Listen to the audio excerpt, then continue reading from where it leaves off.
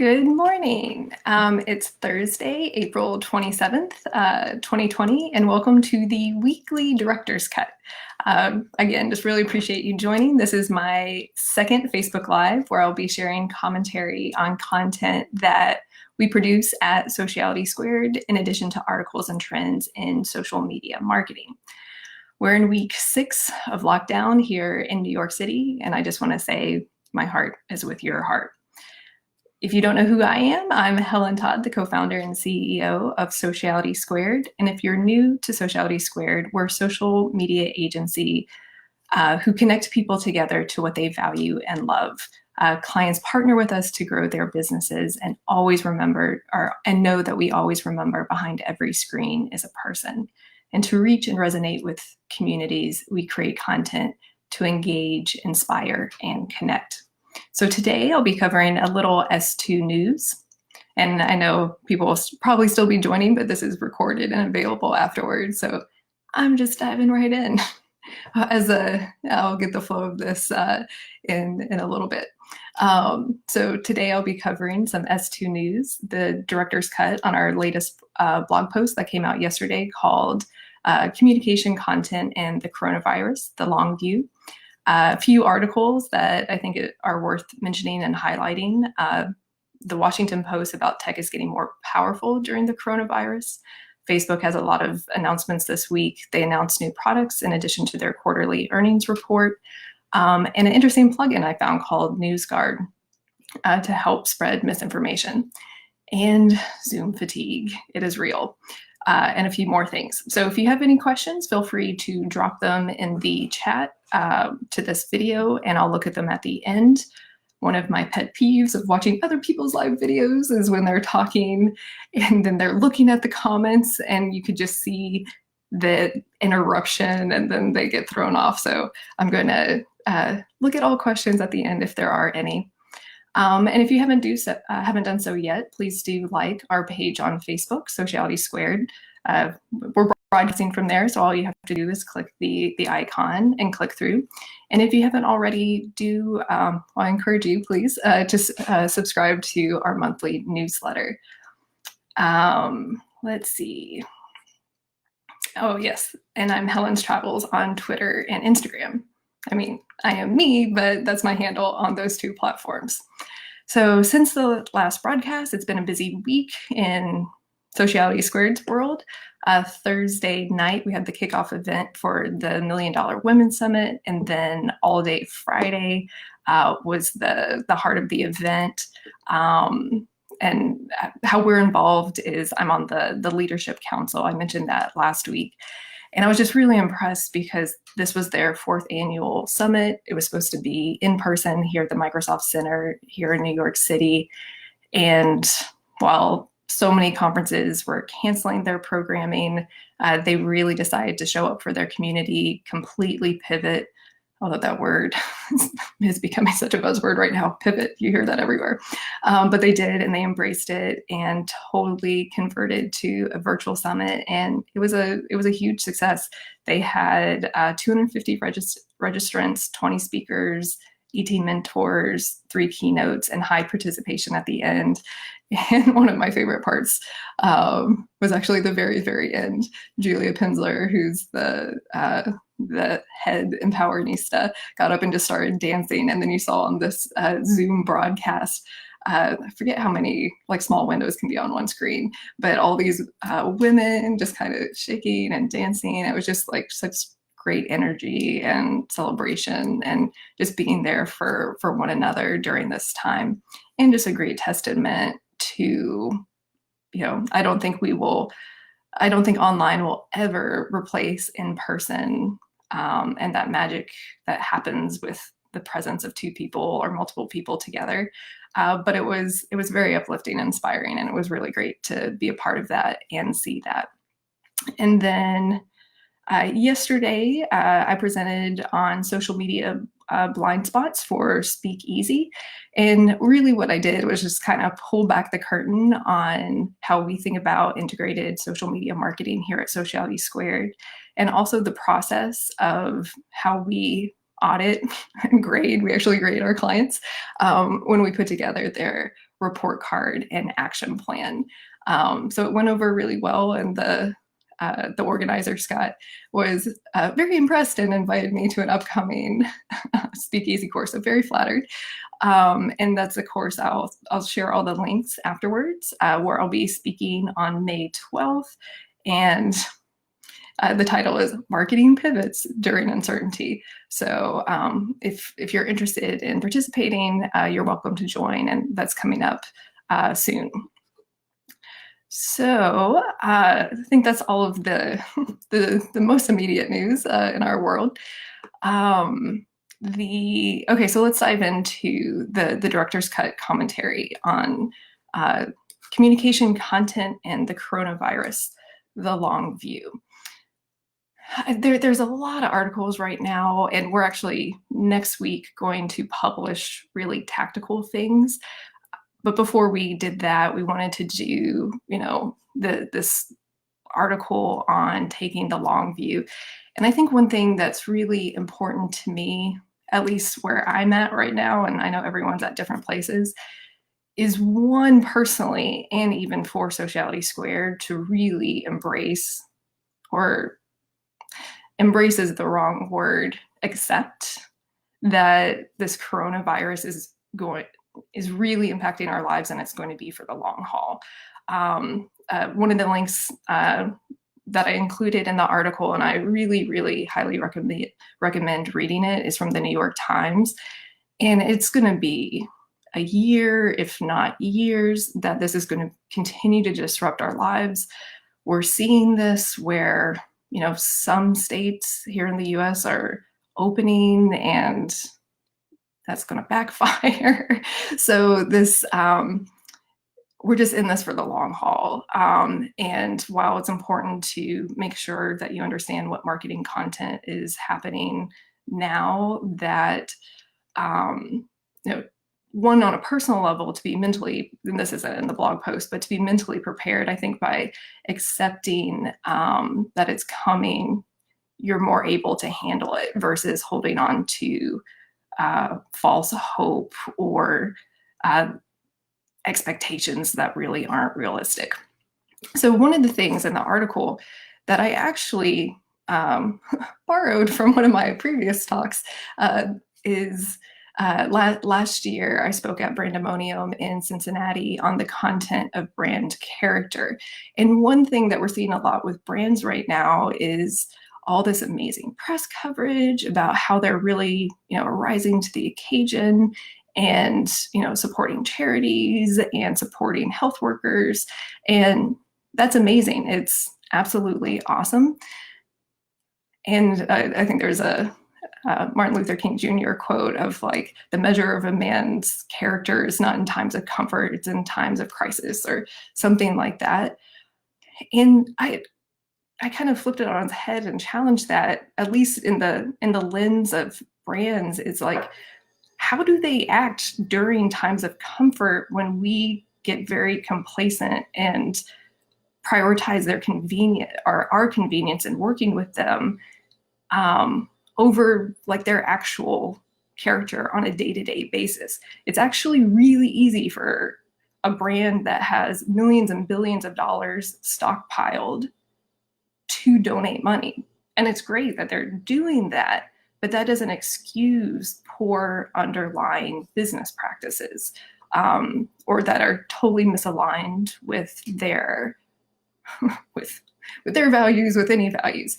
And I was speaking with someone last week, and she kind of mentioned like, this is a new form of greenwashing. And I think while we're very grateful that they're helping, I think it's very prudent to keep our eye on the ball as well.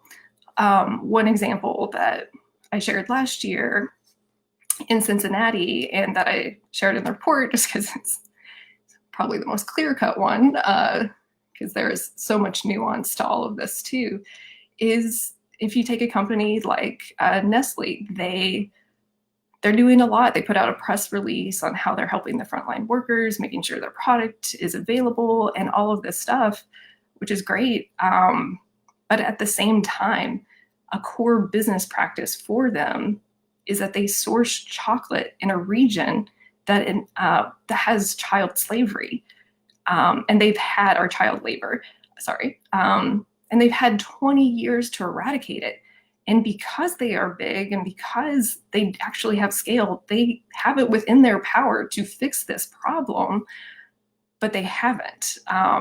And one of the quotes in the Washington Post article that did an investigative report on it, and again, why we need important like news publications to do investigative journalism, is pointed out that the companies have always done just enough. So if there were any media attention, they could say, hey, we're doing this. But they're not fixing it because they're putting profits over people. So during this, what some are calling the great pause, in addition to thinking about how are we pivoting our current marketing in the moment right now, I wish that brand marketers and all marketers and brands just take a step back, really reflect. I mean, right now we should all be leaning into our values, but reflect on what are those values? Do they still hold up right now? Are we living up to them? Are our core business practices living up to them? And if not, how can we reorient around those? So that's really, we dive into a lot of, dive into this more in the blog post, but that's the main takeaway. And one of the things I pointed out at Brandemonium is I do have a lot of hope around this. And you see, movements like the B Corp Corporation, which is amazing, which, and the, what was it? The CEO roundtable, where a bunch of CEOs came out and said, all stakeholders are important, not just shareholders, which is a great thing to say. Hopefully they'll live up to it. But the B Corp movement is the most stringent certification, where people really have to open up their books to get the certification, and they get graded on their impact on a lot of different points of society, workers, the environment, and to be able to get it. So, and balancing that you can be successful as a business and, make a positive impact for the community. So I think there is hope. And I think that this is a great opportunity during this great pause, not only for us to be reevaluating what do we value. I mean, considering do I really want a yard right now? That sounds really nice. Or do I want to stay in a city? But what do we value as brands, and do we live up to that? And if we don't, how can we reorient around those? And then one thing also is just, I know a lot of people hear this, it's like you have a job and maybe you do work at Nestle and you're very grateful for a job, especially right now. And it's a bigger issue than just you and what you're doing, but every person has a voice. And I would just encourage everyone to reflect on what they value and use your voice. This is not just a marketing issue. It's not a one department issue, and change and planting the seeds for change come in so many different areas, or from anyone at any time and from anywhere. And of course, as consumers, we can vote with our dollars and choose which companies we want to support, and of course, at the polls too. So I'd love to hear your questions. We have a lot of great little quotables in our article, but for the sake of time, I will move on. But okay, I just saw one quotable right here. Brand integrity is when companies walk the walk of their values and not merely talk the talk. So we appreciate everything that they're doing to rise to the occasion, and let us not forget what they do when things are comfortable too. Okay, so then kind of dovetailing into the next article, the Washington Post did an article titled, it came out April 27th, titled, Tech Giants Are Profiting and Getting More Powerful even as the global economy tanks. And Professor Galloway, who's very outspoken in the article, says there are either tech giants and then there's everyone else. And they were smart to publish this, ahead of all the earnings reports. But one of the things that they pointed out is that tech giants, deep pockets enable them to continue investing. They're not worried about, their company standing like so many millions of businesses right now in the US and industries in the US, and they're continuing to invest. And what this also means is a consolidation of power, in your startups that aren't well funded might not make it, or they'll be acquired. So it's just more and more accumulation of power, which is just something. While we're seeing the best of Facebook in a lot of ways in how it's being used to bring people together during this time, and usage rates in Italy have spiked of people doing video calls. So there is a lot of good that the platform does.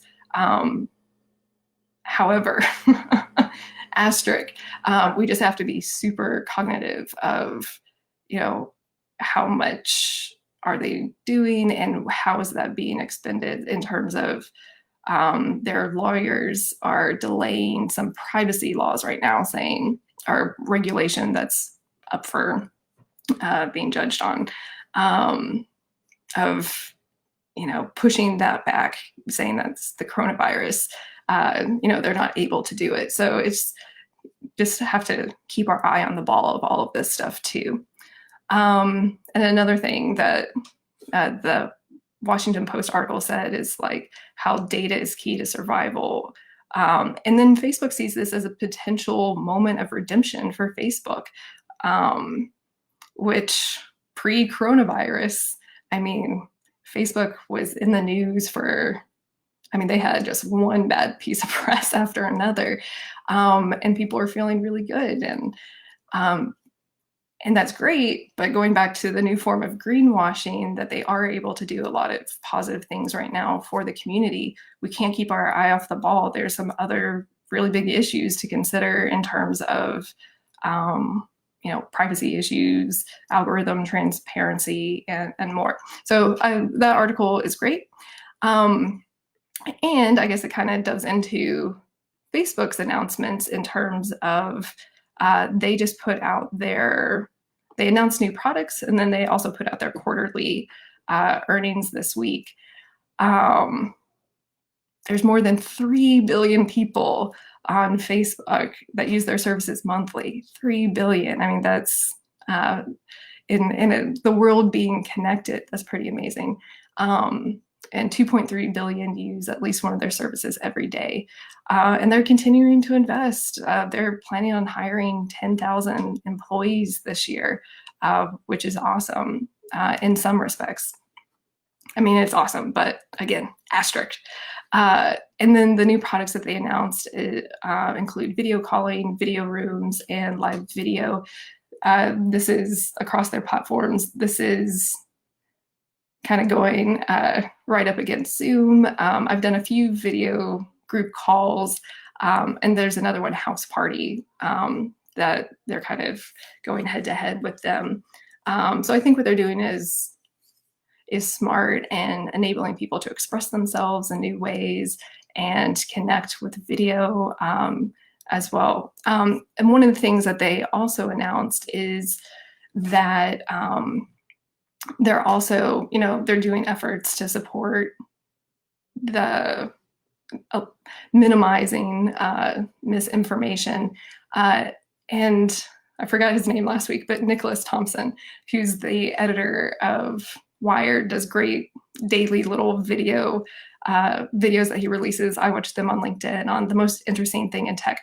But what Facebook is also doing to address misinformation is if there's false information, they are kind of flagging it, where if it's an article, instead of a picture, it will kind of be blurred out and have a warning sign like, they work with external fact checkers to say, this has false information or misinformation in it. Which is great. But Nicholas Thompson actually pointed out in the blog post or in his little video that it's complicated. Of course, there's always nuance to all of this stuff. And there's two things that he points out in the video. Like, one, when there's been misinformation, it's always been like the community has to report it, and then it goes to their external fact checkers. And then if it is maybe misinformation, that it will be downranked instead of flagged. I do remember years ago when they tried to show you other articles from other perspectives. So they've been experimenting with different ways of how to address this issue to a certain extent. But the two things that he pointed out is that it's challenging because, one, no one knows exactly what is true in a situation like this. Like, both the CDC and the World Health Organization, which have the highest reputations, are changing their information. So that's hard. And then this was something that I thought was really interesting, that if you tell someone that they're reading something that's a hoax, that it could actually harden their belief and spread it even further, which we as humans are funny creatures for sure. But because it's more, literally life and death about misinformation right now in a way that is being amplified. That in ways, there's been other life and death situations related to social media, but it's really being amplified in a way right now, the importance of not spreading misinformation, that I'm glad that they are taking these steps. I hope they are successful in this endeavor and continue to tweak it. And then from a user standpoint, I'll go into a future broadcast on ways to be a good citizen in that regard, of making sure that you're not sharing misinformation that could actually be very harmful for those reading it. But I did come across one, which I wanted to share, one great tool that I've added to my Chrome is NewsGuard Tech. They actually have a great team of journalists, and they have on their website why you can trust them, where they grade different websites across the web and tell you that, if they use strong journal practices, do they distinguish between opinion news and real news? Do they constantly put out good information versus misinformation? So that's just a great thing as we're like Googling and trying to figure out, is this article from a good source? What the plugin does is it just puts a little shield by the links, that the sources that they've been able to grade, of like green, like this is a source. And then if you click on it, it actually shows you how they've been graded. So I'm excited about that. And just one more thing on the misinformation. I think this is how I found it, because I was looking at, these troll farms that are amplifying just misinformation. And it's something to just be so aware of right now, is that while we're in a crisis situation, there are bad actors looking to take advantage of that. And this is an election year. And we know 2016, that Russia had lots of efforts to divide the country and spread misinformation. I'll have to dig up the link. The testimony that our intelligence committee did on reporting on their strategy, oh goodness, it's heavy and terrifying and sounds like it should be in a sci-fi movie, but it's in reality. But one of the things that came out, or that the NewsGuard tech, is that they're following super spreaders, and these are Facebook pages with over 100,000 fans, and spreading misinformation. And Facebook has not taken these pages down. They have deleted some of the content, but you have Iranian and Russian propaganda outlets spreading information like the coronavirus was created in a lab as a biotech weapon. The US military started the COVID-19 pandemic. You have sites like Rush Limbaugh spreading this information as well too. So again, we're in unprecedented times, and there's a lot of uncertainty. And when there's confusion and uncertainty, it can be scary, there can be frustration. When reading stuff like this, just take an extra minute, use this NewsGuard site, check extra sources. Don't take, if it sounds, I don't know, I mean, just, we all have to be extra careful on consuming it and spreading it as well. Okay, so we're getting close to the 30-minute mark, and I'm going to try to keep these to 30 minutes. So another article that I read that was really interesting was on Zoom fatigue, and that it's a real thing. And the article kind of walked through a couple different reasons why.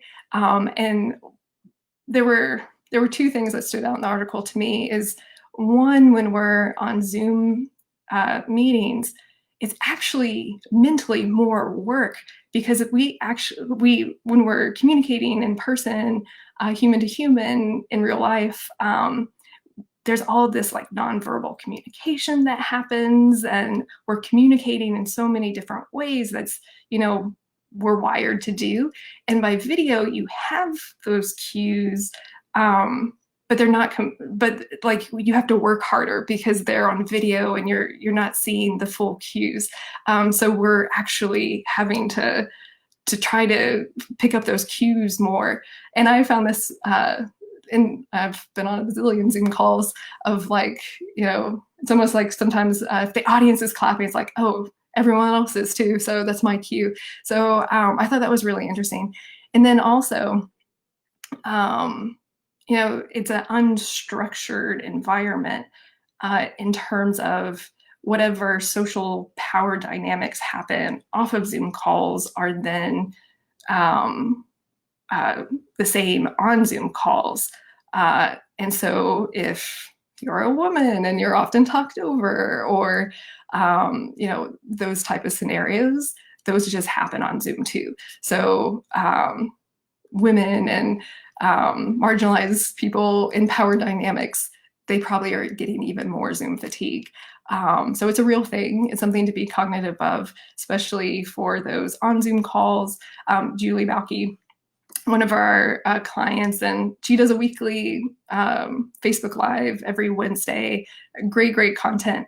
But one of the things that she talked about yesterday was just setting boundaries. Like, we're in the middle, I mean, you should always have boundaries, but we're in the middle, of a pandemic. And if you're drained from Zoom calls, say no to them, move them over to phone calls, set boundaries for yourself. It is a real thing. So I thought that was really interesting. So it's been about 30 minutes. I have two final things for you. Christy, who's on the Sociality Squared team, and if it was not for her, the blog posts and newsletters would never come out. She's an absolute rock star.